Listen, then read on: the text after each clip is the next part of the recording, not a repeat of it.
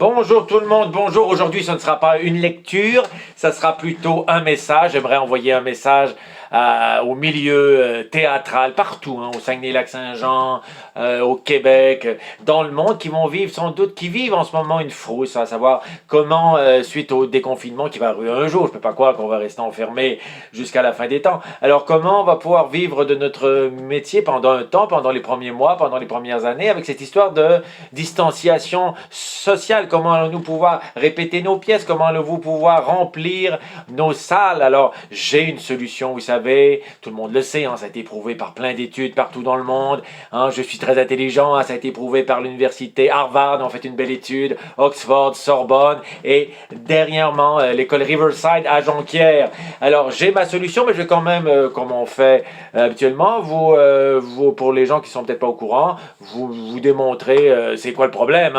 Le problème, c'est comment remplir nos salles avec la distanciation sociale. Vous savez, il faut pas être à 2 mètres d'une autre personne. Comment tu places tes gens dans une salle? Et surtout, ça c'est un chiffre, qu'un spectacle est rentable, avec des guillemets beaucoup là, quand ta salle est remplie à 70%. Il faut au moins qu'elle soit remplie à 70% pour être rentable, ce chiffre. Ce chiffre. Mais non, rentable 70%, alors tu peux pas mettre... Imaginons une salle, inventons une salle, on a les budgets là, cette salle elle a 100 places, d'accord? Alors tu peux pas... Comment mettre 70% dans une salle de 100 places, disons 10 rangées de 10 sièges, sans qu'il y ait 2 mètres entre chaque personne? Ça semble impossible. Si on va être très réaliste, et il va être vraiment dans les 2 mètres, pour faire plaisir bien sûr à notre ami Horatio. Alors pour être 2 mètres, il faudrait, si on veut être vraiment strict, dans ta rangée de 10 places, tu mets une personne premier banc, l'autre personne au milieu et tu fous l'autre de l'autre côté au 10e banc. Alors tu as 3 personnes par rangée, x 10, ça fait 30. Voilà, c'est pas assez, c'est pas rentable. Et tu as même un problème avec 30, car tu peux pas asseoir dans la rangée qui est en avant. Tu peux pas mettre quelqu'un dans le premier siège, tu n'as pas le 2 mètres. Alors il faut que tu décales les gens. Alors tu as une rangée de 3, 2, 3, 2, 3, 2. Tu tombes à 25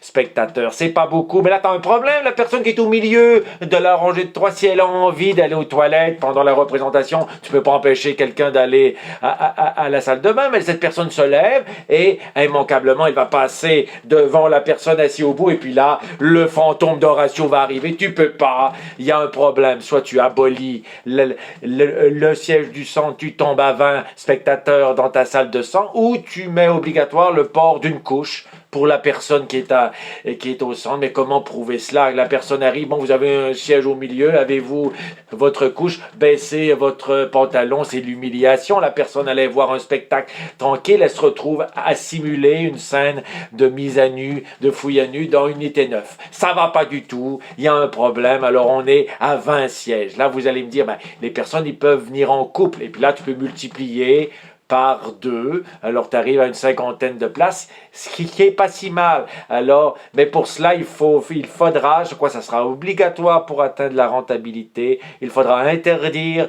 nos spectacles, ça sera une règle là, interdire nos spectacles aux célibataires. Je suis désolé les célibataires, fallait faire un effort pour vous mettre en couple ou supporter votre conjoint ou votre conjointe. Alors, interdiction aux célibataires, je suis désolé, comme ça, les spectacles seront rentables. Et justement, ces spectacles, il faudra faire attention, il ne faudra plus faire de spectacles drôles. Si le spectacle est trop drôle, il ne faut pas que les gens s'esclavent de rire. Si tu ris à gorge déployée, tu propulses la COVID-19 partout dans les airs, et des fois c'est en pente les salles, c'est excessivement dangereux. Faudra plus faire de spectacles drôles, ou au moins avoir des gens qui ne sont pas de bons rieurs. Les bons rieurs, c'est proscrit, on les adore, j'ai hâte de vous revoir, de vous réentendre surtout, mais on les proscrit, il n'y aura plus de bons rieurs dans les salles. Faut pas faire des pièces trop intéressantes, trop captivantes, c'est dangereux, car lorsque vous êtes très intéressé, vous allez remarquer,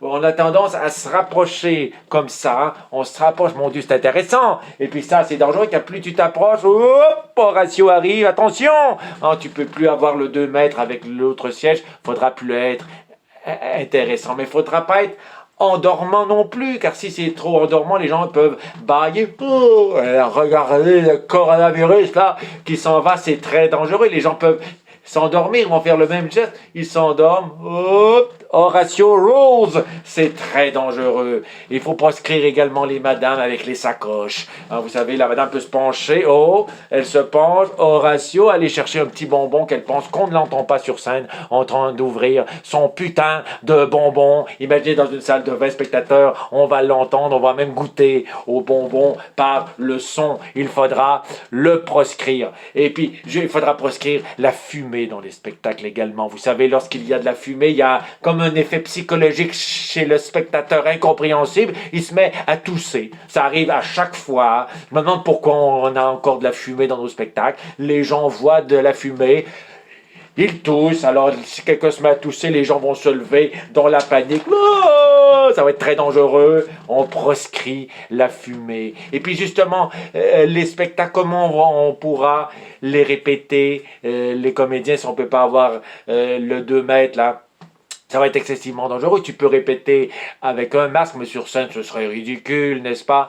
Alors, tu fais comment? Alors, imaginez la scène du balcon dans Roméo et Juliette, s'il faut que tu restes à 2 mètres. C'est ridicule, hein? Il va falloir faire construire une table de cuisine de 30 pieds de long pour pouvoir jouer Les Belles Sœurs de Michel Tremblay. Tu pourras plus faire d'aparté au public, parler directement vers le public, car vous savez qu'un comédien, pour se faire entendre jusqu'à la dernière rangée, il faut qu'il projette. Hein?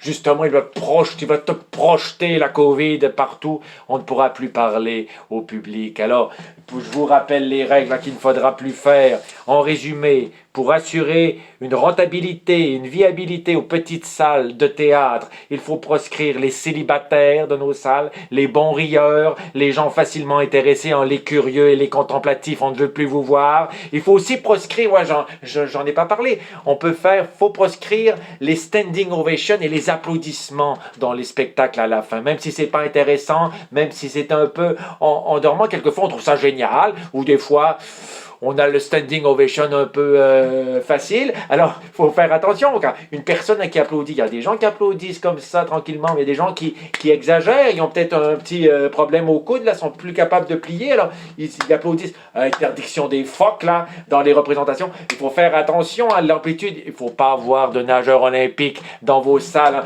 Michael Phelps, qui a remporté 10 millions de médailles d'or, lui, il a une amplitude de 2,1 m, c'est plus de 6 pieds 6. Lui, hein, il t'envoie le COVID partout. On veut pas ça dans nos salles. Alors, on enlève les sportifs aux grands bras, ainsi que les madames qui ne veulent pas laisser leur sacoche dans leur voiture. Il faut limiter également le nombre sur scène, sinon c'est trop compliqué de comédiens à 1 ou à 2. Ces comédiens ne devront jamais se toucher. Ils devront être inintéressants, sans être endormant et éviter de causer des applaudissements trop amples. Alors, il va falloir réfléchir à ça. Alors, vous vous dites sûrement, gens du milieu, spectateurs, est-ce que c'est viable de continuer à jouer dans les scènes, dans les salles? Est-ce qu'il y a une solution? Tout le monde dit non, tout le monde a peur, mais j'ai la solution et la voici. Je sens que les gens sont rassurés. Voici la solution. Il faut ouvrir nos salles. Il faut faire ça rapidement, hein. J'en appelle aux ministres à partout. Il faut faire ça, il faut ouvrir nos salles de théâtre rapidement à une clientèle très spécifique. Cette clientèle est salvatrice pour le milieu. J'ai nommé la clientèle des grosses familles polygames qui demeurent sous le même toit. Hein. Les familles polygames, je vous donne un exemple.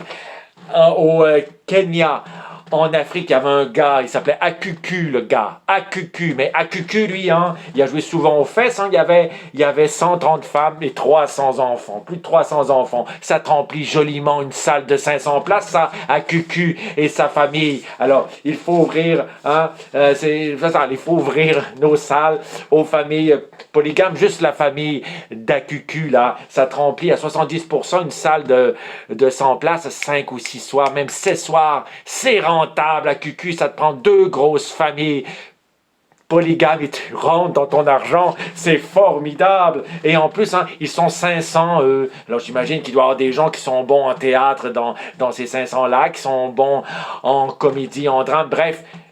Ouvrons nos écoles de théâtre aux comédiens et comédiennes polygames, des grosses familles. Il faut faire ça rapidement. Ils vont jouer devant leur famille. Il n'y aura plus de problème de distanciation sociale. Ce sera formidable. Là, vous dites seulement, mais les gens qui ne font pas partie de ces familles, ils ne pourront pas aller voir les spectacles. Mais oui, vous pourrez. Et voici comment. Tu remplis ta salle à 70% des grosses familles de polygames. Tu mets un plexiglas. Tu te gardes 3 rangées, tu mets une dizaine de gens normaux, et puis là, nos polygames vont mettre l'ambiance, eux. Ils pourront rire à gorge déployée, ils pourront bâiller et s'endormir, ils pourront applaudir à pleine amplitude et sortir des bonbons de leur sacoche. Alors, je demande expressément à Justin Trudeau et à l'ancien patron d'Air Transat de noliser un avion rapidement et de faire venir au pays des centaines de polygames pour sauver nos salles de spectacle et nos compagnies de théâtre. Vive les polygames libres!